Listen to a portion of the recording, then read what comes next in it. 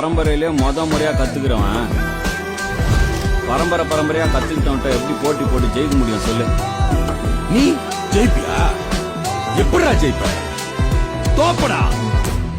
நீங்க எவ்வளவு பெருசா ஜெயிச்சாலும் அந்த வெற்றி கூட உங்களுக்கு சொந்தம் இல்ல சார். டேய் நான் எவ்வளவு கேவலமா தோத்தாலும் மீசைய முறுக்கிட்டு தோப்பண்டா. தோத்தாலும் ஜெயிச்சாலும்